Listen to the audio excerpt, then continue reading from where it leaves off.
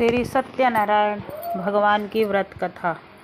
ओम नमो भगवते वासुदेवाय। ओम नमो भगवते वासुदेवाय। एक समय नेमिनार तीर्थ में सोनकादि 88,000 ऋषियों ने श्री सूत जी महाराज से पूछा, हे प्रभु, इस कलयुग में वेद विद्या सहित मनुष्यों को भक्ति किस प्रकार मिलेगी तथा उनका उद्धार कैसे होगा? इसलिए हे मुनि, कोई ऐसा तप कहिए जिससे थोड़े से समय पुण्य प्राप्त होवे तथा मनोवांछित फल मिले। यह कथा सुनने की हमारी इच्छा है। सर्वशास्त्र ज्ञाता श्री सूत जी महाराज बोले, हे वैष्णव, मैं पूज्य आप सबसे प्राणियों के हित की बात पूछी है। अब मैं उस श्रेष्ठ व्रत को आप लोगों से कहूँगा जिस व्रत को नारद जी ने श्री लक्ष्मी नारायण से पूछा था और लक्ष्मीपति ने मुनिश्रेष्ठ नारद से कहा था। सो ध्यान से सुनो। एक समय योगीराज नारद जी दूसरों के हित की इच्छा से अनेक लोकों में घूमते हुए मृत्यु लोक में आ पहुँचे, जहाँ अनेक योनियों में जन्मे हुए प्रातः सभी मनुष्यों को अपने कर्मों द्वारा अनेक दुखों से पीड़ित देखकर सोचा कि किस यत्न के करने से निश्चय ही प्राणियों को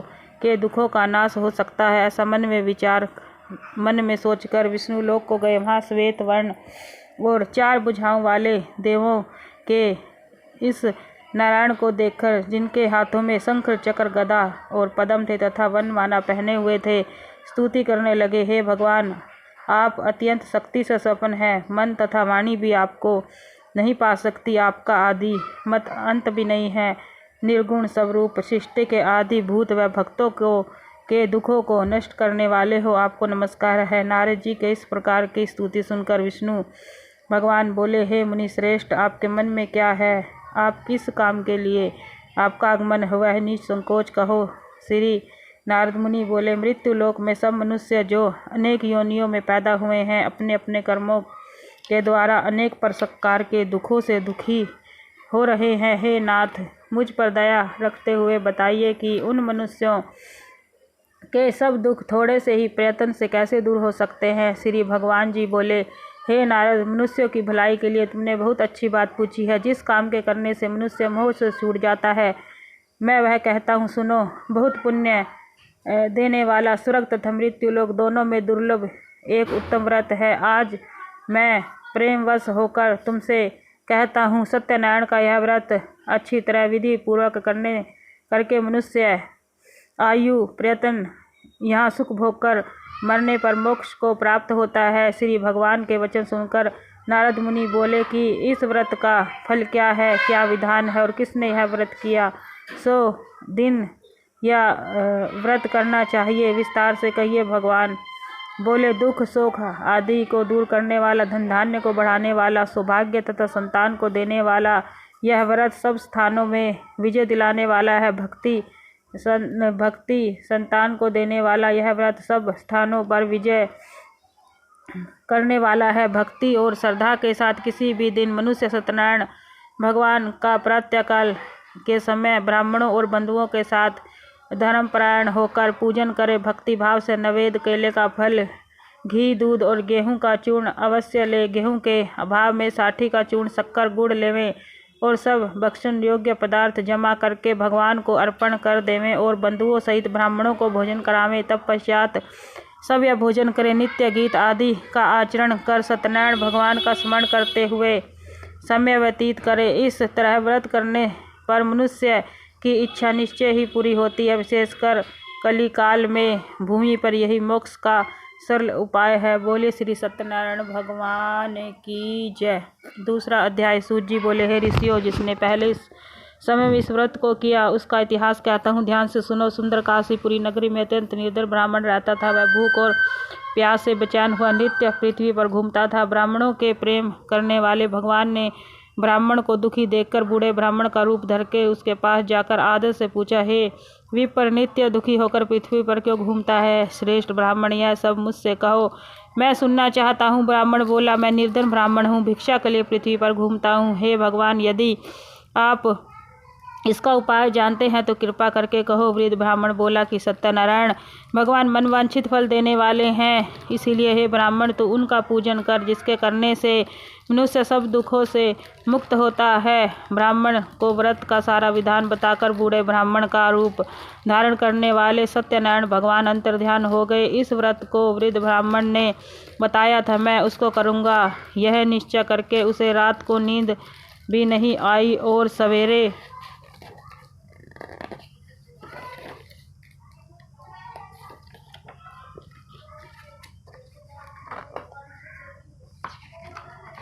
उठ सत्यनारायण के व्रत का निश्चय कर भिक्षा के लिए चला। उसको भिक्षा में बहुत धन मिला, जिससे बंधु बांधवों के साथ उसने सत्यनारायण का व्रत किया, जिसके करने से ब्राह्मण सब दुखों से छूटकर अनेक प्रकार की संपत्तियों से युक्त हुआ। उस समय से वह ब्राह्मण हर मास व्रत करने लगा। इस तरह सत्यनारायण भगवान के व्रत को जो करेगा वह मनुष्य सब दुखों से छूट जाएगा। इस तरह नारद जी से नारायण का कहा हुआ यह व्रत मैंने तुमसे कहा। हे विप्रो, अब मैं और क्या कहूँ। ऋषि बोले, हे मुनीश्वर, संसार में इस ब्राह्मण से सुनकर किस किसने यह व्रत किया, हम सब यह सुनना चाहते हैं, इसके लिए हमारे मन में श्रद्धा है। सूत जी महाराज बोले, हे मुनियों, जिसने इस व्रत को किया वह सब सुनो। एक समय एक ब्राह्मण धन और ऐश्वर्य के अनुसार बंधु बांधवों के साथ व्रत करने को तैयार हुआ। उसी समय एक लकड़ी बेचने वाला बूढ़ा आदमी आया और बाहर लकड़ियों को रखकर ब्राह्मण के मकान में गया। प्यास से दुखी होकर लकड़हारा उनको व्रत करता देखकर ब्राह्मणों को नमस्कार करके कहने लगा कि आप यह क्या कर रहे हैं और इसके करने से क्या फल मिलता है, कृपा करके मुझसे कहो। ब्राह्मण ने कहा, सब मनोकामनाओं को पूरा करने वाला सत्यनारायण भगवान का व्रत है, इसकी ही कृपा से मेरे धन धान्य आदि की वृद्धि हुई है। ब्राह्मण को इस व्रत के बारे में जानकर लकड़हारा बहुत प्रसन्न हुआ। चरणामृत और प्रसाद खाने के बाद अपने घर गया। लकड़हारे ने अपने मन में इस प्रकार का संकल्प किया कि आज नगर में लकड़ी बेचने से धन मिलेगा, उसी से मैं सत्यनारायण देव का उत्तम व्रत करूंगा। यह मन में विचार कर वह बूढ़ा आदमी लकड़ियां अपने सिर पर रखकर जिस नगर में धनवान लोग रहते थे वह ऐसे सुंदर नगर में गया। उस रोज वहाँ पर उसे लकड़ियों का दाम पहले से चौगुना मिला। तब वह बूढ़ा लकड़हारा दाम ले अति प्रसन्न होकर पक्के केले की फली, शक्कर, घी, दूध, दही और गेहूं का आटा इत्यादि सत्यनारायण भगवान के व्रत की कुल सामग्रियों को लेकर अपने घर गया। फिर उसने अपने भाइयों को बुलाकर विधि के साथ भगवान का पूजन किया और व्रत किया। इस व्रत के प्रभाव से वह बूढ़ा लकड़हारा धन, पुत्र आदि युक्त हुआ और संसार में समस्त सुख भोकर बैकुंठ को चला गया। बोलिए श्री सत्यनारायण भगवान की जय। तीसरा अध्याय। सूत जी बोले, हे श्रेष्ठ मुनियों, अब मैं आगे की कथा कहता हूँ, सुनो। पहले समय में कुलकामुख नाम का एक बुद्धिमान राजा था। वह सत्य वर्ता और जितेंद्र था। प्रतिदिन देव स्थानों पर जाता तथा गरीबों को धन देकर उनका कष्ट दूर करता था। उसकी पत्नी कमल के समान मुख वाली सती साध्वी थी। भद्रशिला नदी के तट पर उन दोनों ने श्री सत्यनारायण भगवान का व्रत किया। उस समय में वहाँ एक साधु वैश्य आया। उसके पास व्यापार के लिए बहुत सा धन था। वह नाव को किनारे पर ठहराकर राजा के पास गया और राजा को व्रत करते देखकर निश्चय विनय से पूछने लगा, हे राजन, भक्तियुक्त चिंत, आप यह क्या कर रहे हैं? मेरी सुनने की इच्छा है, सो आप यह मुझे बताइए। राजा बोला, हे साधु, अपने बंधुओं के साथ पुत्र आदि की प्राप्ति के लिए महाशक्तिवान सत्यनारायण भगवान का व्रत व पूजन किया जा रहा है। राजा के वचन सुनकर साधु आदर से बोला, हे राजन, मुझसे इसका सब विधान कहो। मैं भी आपके कथा अनुसार इस व्रत को करूँगा। मेरे भी कोई संतान नहीं है, इससे निश्चय होगी। राजा के से ऐसे विधान सुनकर व्यापार से निवृत्त हो वह आनंद के साथ घर गया। साधु ने अपनी स्त्री से संतान देने वाले उस व्रत का समाचार सुनाया और कहा कि जब मेरे संतान होगी तब मैं इस व्रत को करूँगा। साधु के ऐसे वचन सुनकर उसकी स्त्री लीलावती के कहे एक दिन उसकी स्त्री लीलावती पति के साथ आनंदित सांसारिक धर्म से प्रीत होकर सत्यनारायण भगवान की कृपा से गर्भवती हो गई और 10वें महीने एक सुंदर कन्या का जन्म हुआ। दिनों दिन वह इस तरह बढ़ने लगी जैसे शुक्ल पक्ष का चंद्रमा बढ़ता है। कन्या का नाम कलावती रखा गया। तब लीलावती ने मीठे शब्दों में अपने पति से कहा कि जो आपने संकल्प किया था कि मैं भगवान का व्रत करूंगा, अब आप उसे करिए। साधु बोला, हे प्रिय, मैं इसके विवाह पे करूंगा। इस प्रकार अपनी पत्नी को आश्वासन दे वह नगर को गया। कलावती पितृगृह में वृद्धि को प्राप्त हो गई और साधु ने जब नगर में सखियों के साथ अपनी पुत्री को देखा तो तुरंत दूत बुलवाकर कहा कि पुत्री के वास्ते कोई संयोग वर देख कर लाओ। साधु की आज्ञा पाकर दूत कंचन नगर पहुंचा। वहां जाकर बड़ी खोज कर देखभाल कर लाओ लड़की के लिए संयोग वणिक पुत्र को ले आया। उस संयोग लड़के को देखकर साधु ने अपने बंधु बांधुओं सहित परवंशित अपनी पुत्री का विवाह उसके साथ कर दिया, किंतु दुर्भाग्य से विवाह के समय भी उस व्रत को करना भूल गया। तब श्री सत्यनारायण भगवान क्रोधित हो गए और श्राप दिया कि तुम्हें दारुण दुख प्राप्त होगा। अपने कार्य से कुशल साधु बनिया जमाता सहित समुद्र के समीप स्थिर रत्नापुर नगर में जा। वहाँ दोनों ससुर जमाई चंद्रकेतु राजा में उस नगर में व्यापार करने लगे। एक रोज भगवान सत्यनारायण की माया से प्रेरित कोई चोर राजा का धन चुराकर भागा जा रहा था, किंतु राजा के दूत को आता देखकर चोर घबराकर भागते हुए राजा के धन को वहीं चुपचाप रख दिया जहां ससुर जमाई ठहरे थे। अब दूतों ने उस साधु वैश्य के पास जाकर राजा के धन को देखा और वह दोनों को बांध कर ले गए और प्रशंसा से दौड़ते हुए राजा के समीप आकर बोले, यह दो चोर पकड़ कर लाए हैं, कृपया आज्ञा दे। तब राजा की आज्ञा से उनको कठोर कारावास में डाल दिया, उनका सब धन आदि छीन लिया। सत्यनारायण भगवान के श्राप द्वारा उनकी पति भी घर में बहुत दुखी हुई। जो घर पर धन रखा था वह चोर चुरा कर ले गए। शारीरिक और मानसिक पीड़ा तथा भूख प्यास से अत्यंत दुख होकर अन्न की चिंता में कलावती एक ब्राह्मण के घर गई। वहां उसने सत्यनारायण भगवान के व्रत होते देखा। फिर कथा सुनी, प्रसाद ग्रहण कर रात को घर आई और माता ने कलावती से कहा, हे पुत्री, तू अब तक कहाँ थी, तेरे मन में क्या है? कलावती बोली, हे माता, मैंने एक ब्राह्मण के घर सत्यनारायण भगवान का व्रत देखा। कन्या के वचन सुनकर लीलावती भगवान के पूजन की तैयारी करने लगी। लीलावती के परिवार और बंधुओं सहित श्री सत्यनारायण भगवान का पूजन किया और वर मांगा कि मेरे पति और दामाद शीघ्र आ जावें। साथ ही प्रार्थना की कि हम सबका अपराध क्षमा करो। सत्यनारायण भगवान इस वर से संतुष्ट हो गए और राजा चंद्रकेतु में स्वप्न में दर्शन देकर कहा, हे राजन, दोनों वैश्यों को प्रातः ही छोड़ दे। जो तूने उनका धन लिया वह दे दे, नहीं तो मैं तेरा धन, राज्य, पुत्र आदि नष्ट कर दूंगा। राजा के ऐसे वचन सुनकर भगवान अंतर्ध्यान हो गए। प्रातःकाल राजा चंद्रकेतु सभा में अपना सपन सुनाया। फिर दोनों वाणिक पुत्रों को कैद से मुक्त कर सभा में बुलाया। दोनों आते ही राजा को नमस्कार किया। राजा मीठे वचनों में बोला, हे महामुनि भावो, बस ऐसा कठिन दुख प्राप्त हुआ, अब तुम्हें कोई भय नहीं। ऐसा कहकर राजा ने उन्हें नए नए वस्त्र आभूषण पहनाए। उनका जितना धन लिया था उससे अधिक दुगुना धन देकर उन्हें आदर सहित विदा कर दिया। दोनों वैसे अपने घर को चल दिए। बोलिए श्री सत्यनारायण भगवान की जय। सूजी बोले,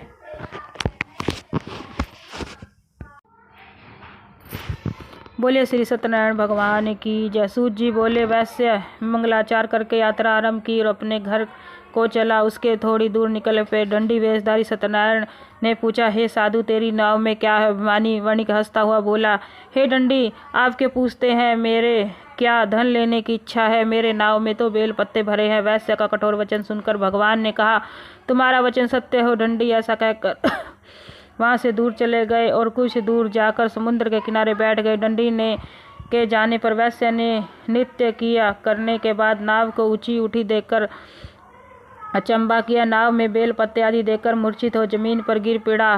फिर मूर्छा खुलने पर अत्यंत शोक प्रकट करने लगा। उसका दामाद बोला कि आप शोक ना करें, यह दंडी का श्राप है, हमें उनकी शरण में चलना चाहिए, तभी हमारी मनोकामना पूरी होगी। दामाद के वचन सुनकर वह साधु वणिक दंडी के पास पहुंचा और अनंत भक्ति भाव से नमस्कार करके बोला, हे भगवान, आपकी माया से मोहित ब्रह्मा आदि आपके रूप को नहीं जानते।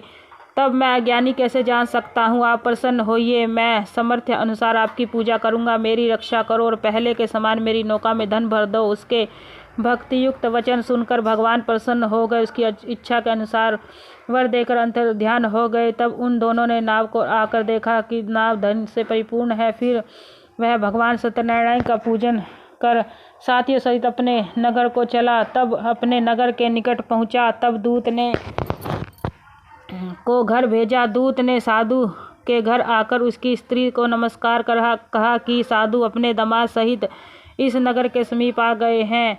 ऐसा वचन सुनकर साधु की स्त्री बड़े हर्ष के साथ सत्यदेव का पूजन कर पुत्री से कहा, मैं अपने पति को दर्शन को जाती हूँ, तू कार्य शीघ्र करके आना। माता के ऐसे वचन सुनकर कलावती प्रसाद छोड़ पति के पास गई। प्रसाद की अवज्ञा के कारण सत्यदेव रुष्ट हो गए। उसके पति को नाव सहित पानी में डबो दिया। कलावती अपने पति को न देखकर रोती हुई जमीन पर गिर गई। इस तरह नौका को डूबा और कन्या को रोता हुआ देखकर साधु दुखित होकर बोला, हे प्रभु, मुझसे या मेरे परिवार से जो भूल हुई है उसे क्षमा करो। उसके दिन वचन सुनकर सत्यदेव प्रसन्न हो गए। आकाशवाणी हुई, साधु तेरी कन्या मेरे प्रसाद को छोड़कर आई है, इसीलिए इसका पति अदृश्य हुआ है। यदि वह घर जाकर प्रसाद खाकर लौटे तो इसका पति अवश्य मिलेगा। ऐसी आकाशवाणी सुनकर कलावती ने घर जाकर प्रसाद खाया। फिर आकर अपने पति के दर्शन किए। साधु ने बंधु बांधवों से सत्यदेव का विधिपूर्वक पूजन किया और उस दिन से वह प्रत्येक पूर्णिमा सत्यनारायण भगवान का पूजन एवं कथा करने लगा। फिर वह इस लोक में सुख भोग कर स्वर्ग लोक को गया। बोलिए श्री सत्यनारायण भगवान की जय। 5वां अध्याय। श्री सूत जी बोले, ऋषियों मैं और भी कथा कहता हूँ, सुनो। प्रजा पालन में लीन तुरुंधंग नाम का एक राजा था। उसने भी भगवान पशुओं को मारकर भगवान का प्रसाद त्याग कर बहुत दुख पाया। एक समय वन में जाकर अन्य पशुओं को मारकर बड़ के नीचे आया। वहाँ उसने ग्वालों सहित भक्ति भाव से बंधुओं सहित सत्यनारायण का पूजन किया। राजा देखकर अभिमान वश नहीं गया और ना ही नमस्कार ही किया। जब ग्वालों ने भगवान का प्रसाद उसके सामने रखा तो वह प्रसाद को त्याग कर अपनी सुंदर नगरी को चला। वहाँ उसने अपना सब कुछ नष्ट पाया। वह जान गया कि सब भगवान ने किया। तब वह विश्वास कर ग्वालों के समीप गया और विधि पूर्वक पूजन कर प्रसाद खाया तो सत्यदेव की कृपा से जैसे पहला था वैसा ही हो गया। फिर दीर्घ काल तक सुख भोग कर मरने पर स्वर्ग को गया।